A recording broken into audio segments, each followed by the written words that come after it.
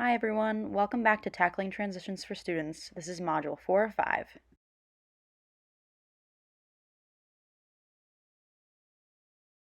Here's a recap of what we've done so far. During our first module, we discussed coping skills for stressful situations with Amy. In Masters of Time with Soli, we learned time management skills and how to make a weekly planner. And during our third module with Stephanie, we talked about strategies to navigate college campuses and places you can expect to see there.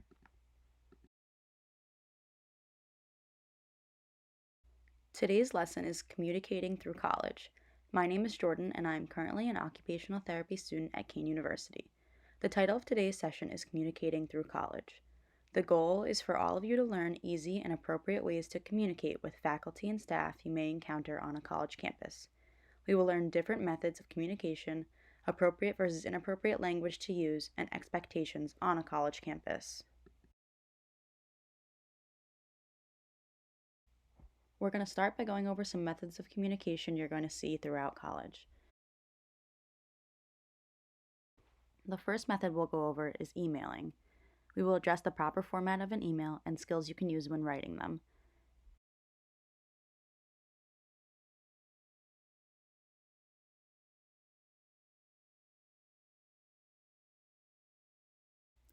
An over-the-phone conversation is also a method that is used when communicating during college. This is mostly seen when interacting with staff such as advisors, counselors, or representatives.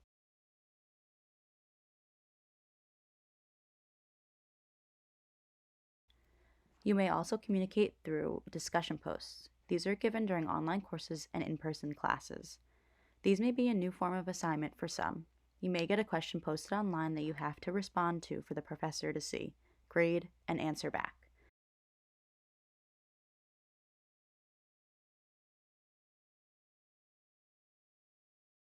And lastly, we will be discussing in-person interaction tips with college faculty. This will include in the classroom with professors and during appointments with other staff. These methods of communication may not be new to you, but interacting with college professors and staff will be a different experience and may be stressful at first, so here are some tips to make it easier when interacting with faculty. When you first enroll with a school, they will give you your own school email address. You should always send emails from this email address because it is appropriate and allows the staff members to know that the email is from a current student.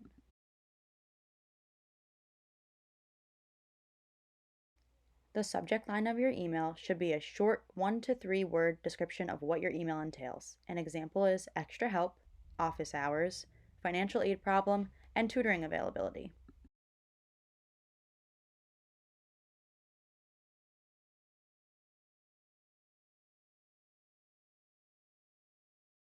When starting your email, you should always use a proper heading depending on who you're sending it to. If you're sending it to a professor, it should start with something like Dear Professor or Hello Professor. If you're sending it to a faculty member or staff, you can start with To whom it may concern or I hope this email finds you well.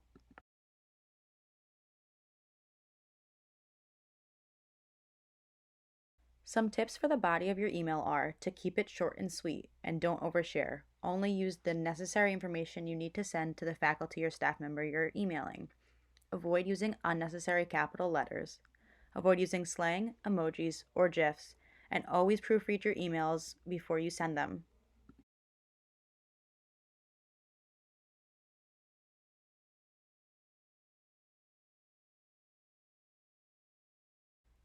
In the closing of your emails, always add an appropriate ending, such as thank you in advance, thank you, best, or sincerely. Always sign the email with your first and last name and your student ID number.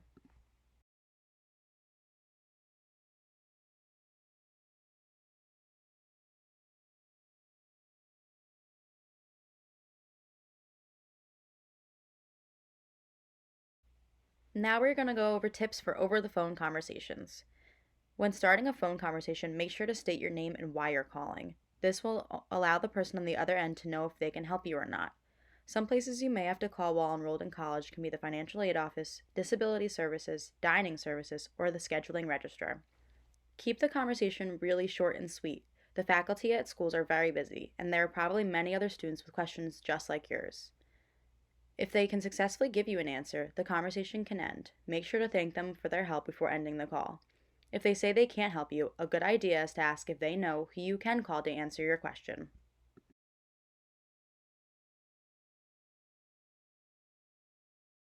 Here are some tips on communicating through discussion boards. When doing a discussion board, you must always remember to keep your words professional and appropriate. It's going to not only your professor, but your whole class. Focus on answering the posed questions only. Keep it short and sweet and don't overshare your information.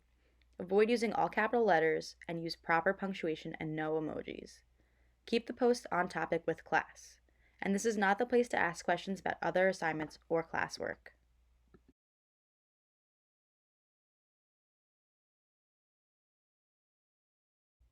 Here's a discussion board example for the post saying, give an introduction of yourself with your name and favorite color.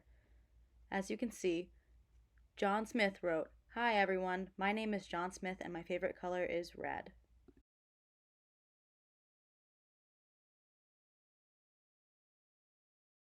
Now we're going to go over tips for in-person communication and starting with nonverbal communication tips. Make sure to wait your turn if people are in front of you with questions or appointments with faculty. Always avoid looking at your electronics during the conversation. Make appropriate eye contact. Always take into account another person's personal space. And have good posture and keep your head up. Confidence is always key.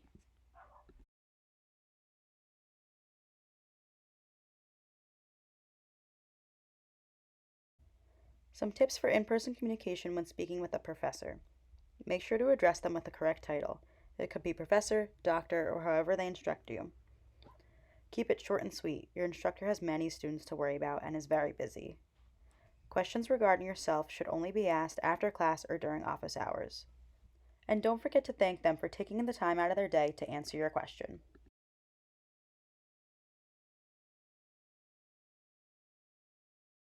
Some tips for in-person communication when speaking with a faculty member. Always be prepared with your questions, your school ID number, and whatever else you may need to give them in order to get an answer. Keep it short and sweet. Don't overshare because they are also super busy. Once you get your answer, don't forget to say thank you for taking the time out of their day to help you.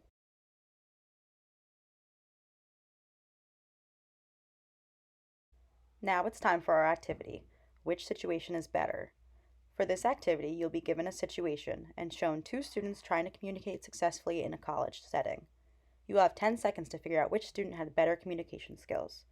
After the 10 seconds is up, you will get to see the faculty member's reaction to each student.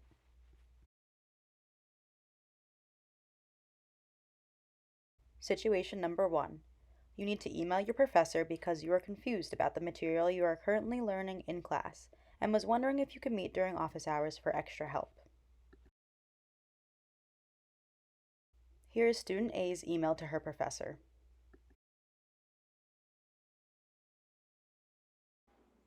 Dear Professor, I was wondering if you had any appointments available during your office hours for us to meet and go over some of the material we learned in class today. I'm a little confused and was hoping to get extra help. Thanks, Julia Blaney. Let's take a look at student A's email.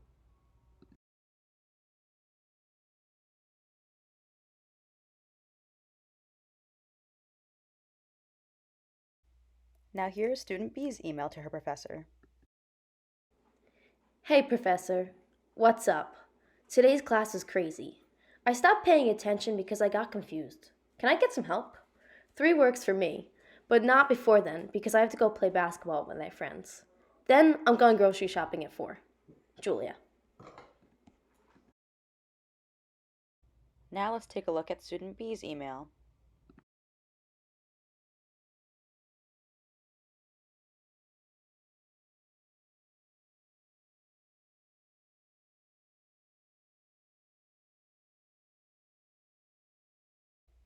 Which student communicated better? You have 10 seconds to decide. Ready? Go.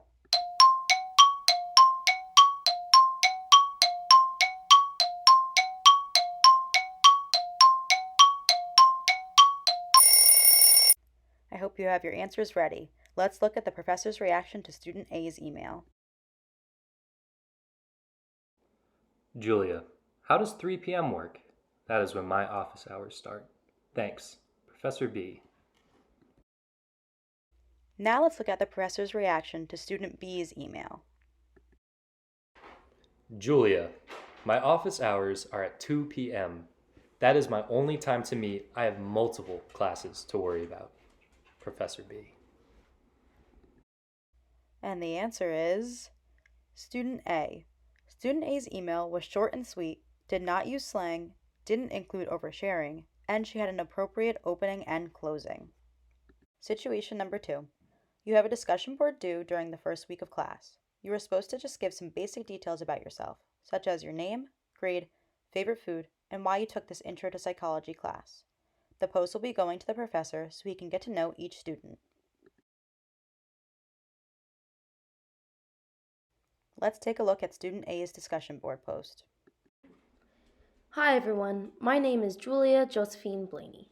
I am 18 years old, born on November 18th, 2002.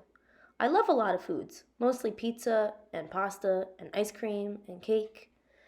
I took this Intro to Psych class because I heard it was easy and I don't like to do a lot of work. I live in Middletown, New Jersey by the Dunkin' Donuts. Call me if you want. 555-555-5555.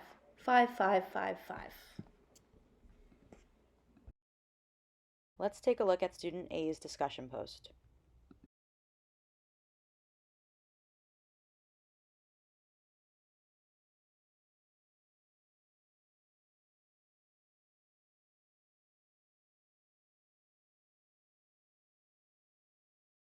Now let's look at Student B's discussion board post.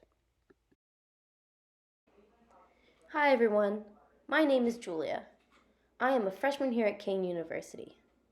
My favorite food is pizza with pepperoni on it.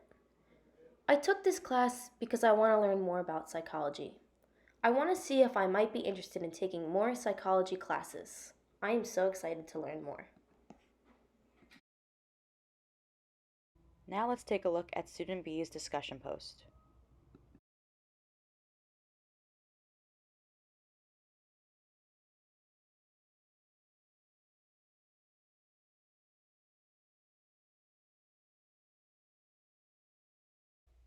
Which student communicated better? You have 10 seconds to decide. Ready, go.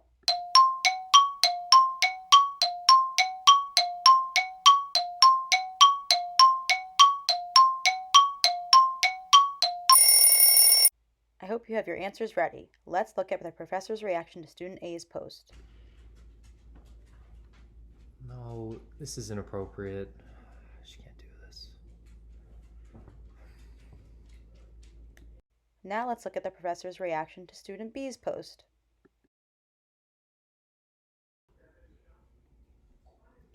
I hope she learns a lot in this course. I think I know what I'm having for dinner tonight. The answer is Student B.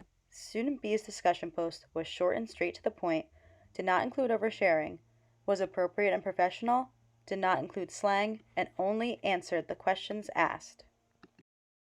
Situation number 3. You have to call the financial aid office because you have a question regarding when your refund check will come in the mail.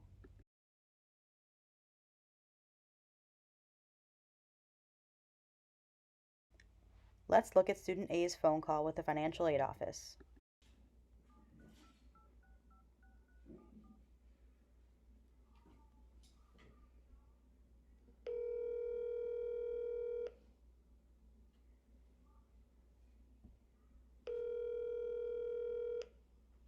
Hi, this is Kean University's financial aid office. How can I help you? Hi, my name is Julia Blaney, and I have a question regarding my refund check. I got an email saying that I will be receiving one, but I'm not sure when or how. Can you help me or direct me to someone who can? Now let's look at Student B's phone call with the financial aid office.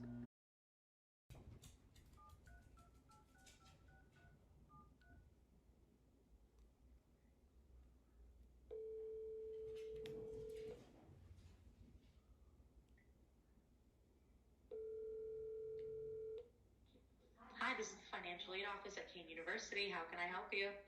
Hi, where's my refund check? I need it. Which student communicated better? You have 10 seconds to decide. Ready, go.